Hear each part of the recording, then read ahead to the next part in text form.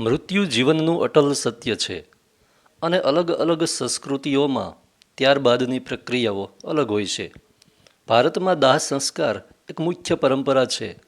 અવારનવાર લોકોના મનમાં એ સવાલ ઉઠે છે કે જ્યારે શરીરને અગ્નિને હવાલે કરવામાં આવે છે તો શું બધું જ બળીને રાખ થઈ જાય છે કે પછી કોઈ ભાગ બચી જાય છે. આજે આ વિડીયોમાં આપણે આ વિષય પર વૈજ્ઞાનિક દ્રષ્ટિકોણથી વાત કરીશું. નમસ્કાર મિત્રો. જ્યારે શબદાહ ગૃહમાં અંતિમ સંસ્કાર થાય છે ત્યારે તાપમાન આશરે 1400થી 1800 ફેરનહીટ એટલે કે લગભગ 760થી 980 સેલ્સિયસ સુધી પહોંચી જાય છે.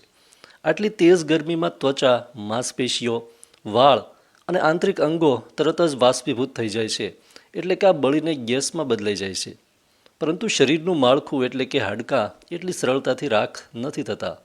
વિજ્ઞાન અનુસાર હાડકાનો એક ભાગ ખૂબ મજબૂત હોય છે જે ઉચ્ચ તાપમાનમાં પણ પોતાનું અસ્તિત્વ જાળવી રાખે છે. આપણા હાડકાં મુખ્યત્વે કેલ્શિયમ ફોસ્ફેટ નામના ખનિજથી બનેલા હોય છે.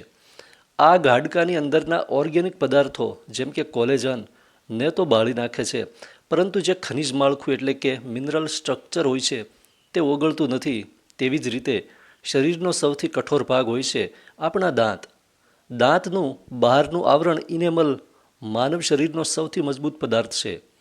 એટલા માટે દાહ સંસ્કાર પછી પણ દાંતના ટુકડા અને હાડકાના નાના અવશેષો મળી આવે છે, જેને બાદમાં મશીન દ્વારા પીસીને અસ્થિઓમાં બદલી દેવામાં આવે છે. શું તમે વિચાર્યું છે કે જો કોઈની સર્જરી થઈ હોય અને શરીરમાં ટાઇટેનિયમ કે કોબાલ્ટ ક્રોમિયમ જેવી ધાતુઓ લગાડેલી હોય તો તેનું શું થાય છે? આ ધાતુઓ ખૂબ ઊંચા તાપમાન પર ઓગળે છે, જે સ્મશાનની આગ પહોંચાડી શકતી નથી. તેથી આવા ઇમ્પ્લાન્ટ્સ જેમ કે કૃત્રિમ સાંધા અથવા પિન સંપૂર્ણપણે સુરક્ષિત બહાર આવી જાય છે. સ્મશાનના કર્મચારીઓ ચુંબક અથવા અન્ય સાધનોની મદદથી તેને અલગ કરી દે છે, કારણ કે આ ધાતુઓ રાખમાં મળી શકતી નથી. એક વૈજ્ઞાનિક તથ્ય એ પણ છે કે સ્મશાનમાં લઈ જતા પહેલાં શરીરથી કેટલીક વસ્તુઓને દૂર કરવી અનિવાર્ય હોય છે, જેમ કે પેસમેકર. જો બેટરી લાગેલી કોઈ પણ વસ્તુ ચિત્તામાં જતી રહે તો ઉચ્ચ તાપમાનને કારણે તે ધડાકા સાથે ફાટી શકે છે, જે ત્યાં કામ કરતા લોકો માટે ખતરનાક હોઈ શકે છે. તેથી સ્વચ્છતા અને સુરક્ષાના પ્રોટોકોલનું પાલન કરવું જરૂરી હોય છે.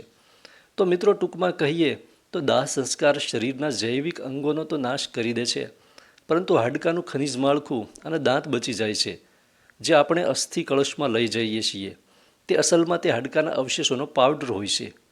વિજ્ઞાન અને પરંપરાનો આ સંગમ આપણને એ વિચારવા પર મજબૂર કરે છે કે આપણું શરીર કેટલું અદ્ભુત છે. તમને આ માહિતી કેવી લાગી? કોમેન્ટ બોક્સમાં જરૂર જણાવજો. ફરી મળીશું. નમસ્કાર.